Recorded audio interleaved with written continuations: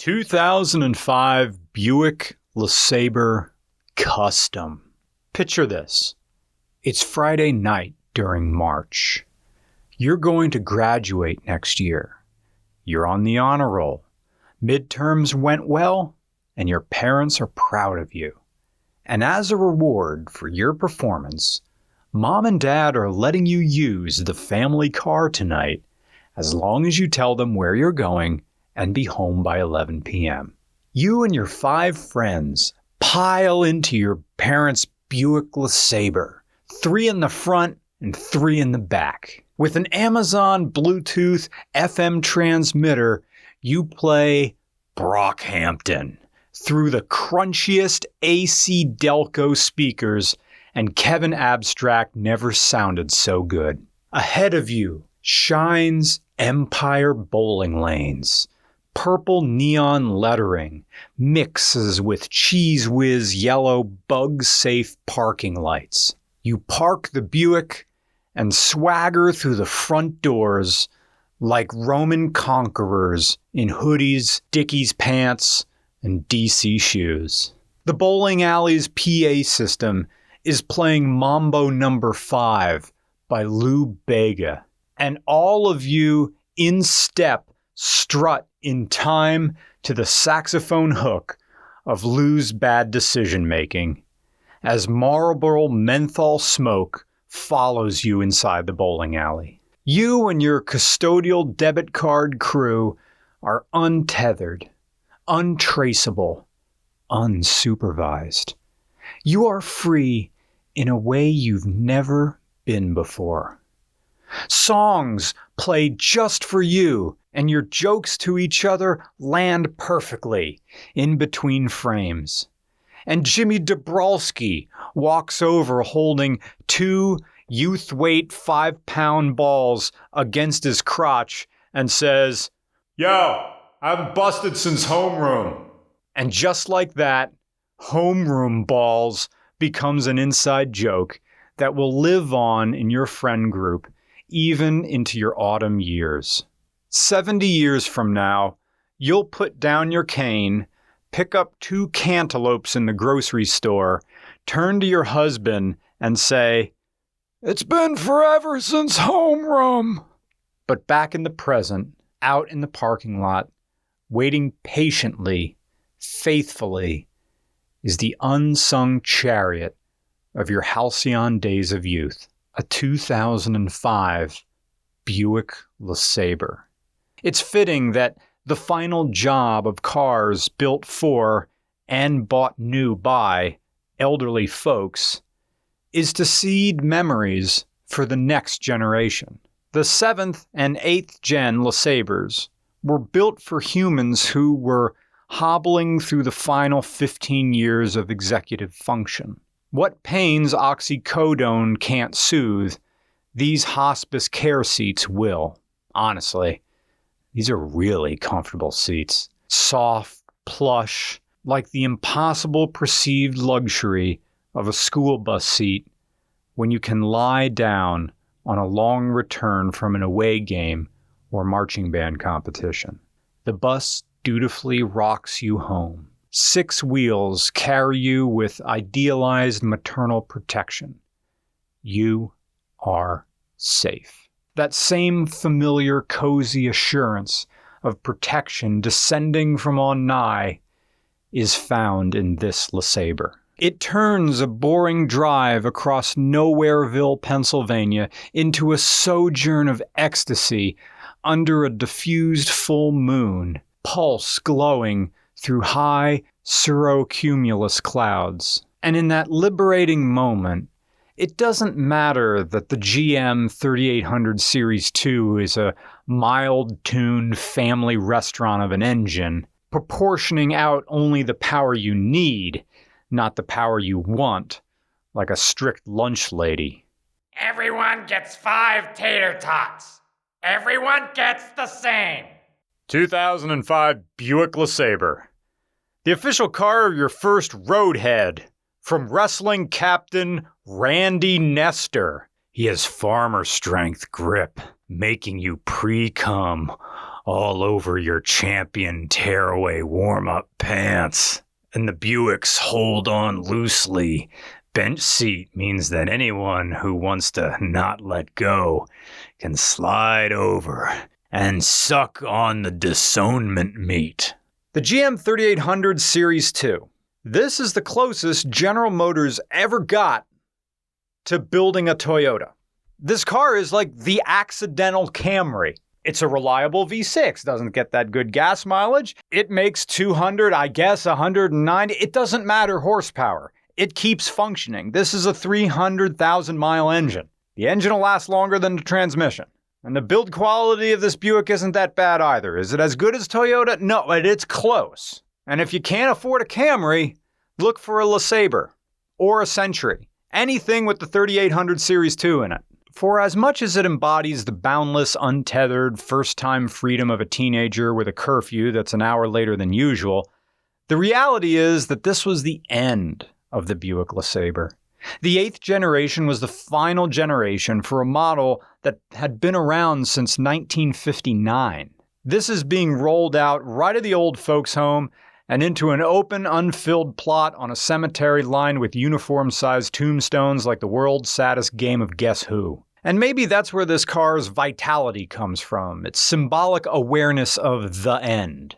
It's simultaneously a teenager cruising with friends and an old man making peace with his own mortality. Because to look at it any other way is to meet this car on the level it existed in 2005. Before it offered any utility as a cheap used option. This was the official car of a pensioner running out the clock until they could cash out. They would walk down to the dealership and say, "Give me all the car you can give me for $18,000. And the sales associate, aware of the backlog he has to offload, leads Grandpa by the shoulders and into a car he'll drive until his license gets taken away. And then it'll be Tommy Fenstermacher's problem. Yo, I heard Tommy Fenstermacher still uses No More Tears shampoo. Yo, I heard Tommy Fenstermacher has a note from the nurse that allows him to eat his own boogers. Ew! Gross! There's no way that's real. Yo, I heard Tommy Fenstermacher isn't allowed to flush the toilet until his mom checks it. Wait a minute. Hold up. Did you sleep over at Tommy Fenstermacher's house? I did. And if you go into the kitchen, there's a phone that's permanently plugged in and it's velcroed to the wall and there's a sign by it that says house phone. But when you're young, a car, and I think we may have made this point before, but whatever, we're making it again. A car is an apartment before you're old enough to have one. It's the one space that can be yours, meaning you don't own it. But when you're a kid, you don't really own anything. Everything that's yours is really just leased to you from your parents, capable of being repossessed at a moment's notice in the name of a teachable moment, or for no reason at all, because I said so. The LeSabre is a car searching for purpose in the margins of its operation, because in a general sense, it's a good car, it's a great car, but it will only find its greatest, most relevant audience on either end of the farthest extremes of youth and experience. Because the young and the old are less likely to care that this was instantly outdated and outclassed by any number of its competitors when it was released. The E-Series Mercedes are 10 times the car this is, and the Camrys that this competed against are still functioning today as if nothing happened. Seeing pristine Buick LeSabres like this is a rarity on the roads. Especially now in 2024. Anyway, when you're young, when you're a teenager, you don't care about any of this because, hey, you finally have a car. And on the other end of the spectrum, the old man doesn't care because old men are hard-pressed to care about anything but the routine they've settled into. And a Buick LeSabre provides the least disruption possible by remaining eternally, unchallengingly familiar. Maybe that's pessimistic. But it doesn't have to be a bad thing, right? If a Buick LeSabre is weighed down by the cynicism of age, it's also uplifted by the hubris of youth. The idea that you'll always be in touch with what's popular, what's current, that can be comforting. But just keep in mind, there is a technology coming that will confuse us in the way TV remotes confuse our parents. And we don't know what that technology is yet. It could be computers with liquid screens. It could be the holodeck. It could be a telepathic brain chip. "Come on, Dad, get chipped," they'll say. "Why are you wasting your time at the movie theater? With the chip, they could just beam the Christopher Nolan movie into your brain and then you have the memory of having already watched it. It's great. You want me to tell you the ending?" And you'll recoil in horror at the knowledge that you're now considered lame and out of touch for preferring a more inconvenient tactile world in which things are felt and experienced rather than just merely referenced. In the same way a can of flavored seltzer water only vaguely references whatever fruit is on the can. It's gonna happen, and you need to accept it.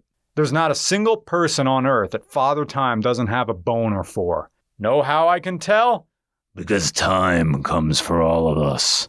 Buick LeSabre. We're nowhere near a grocery store, and I can already hear the shopping cart making a beeline for this. The most mechanically complex thing about this car is probably the battery sitting under the rear passenger seat. Instinctually did this, and the guy at AutoZone was surprised. You just pop that out, and that comes with it. Awesome. There you go. There's your battery. And that's Is there supposed to be fasteners for the rear seat? Nope. Just clips in there. Really? Awesome. Yep, that's all there is to it. Like Drugs I said. go here. Exactly, right? Whenever you're ready. Yep. And you just, in she goes. Put that there.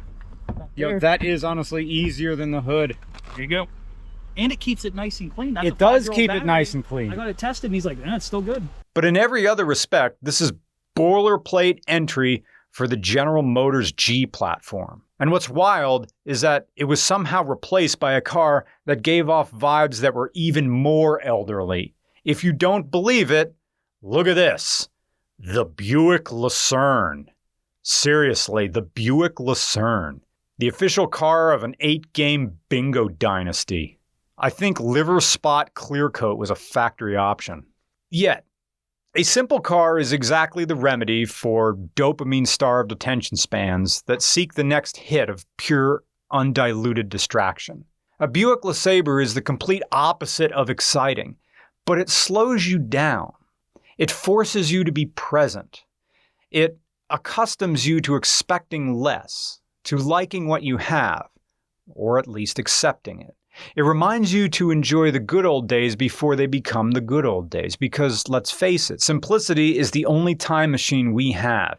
It's our connection to the simplest time in our lives.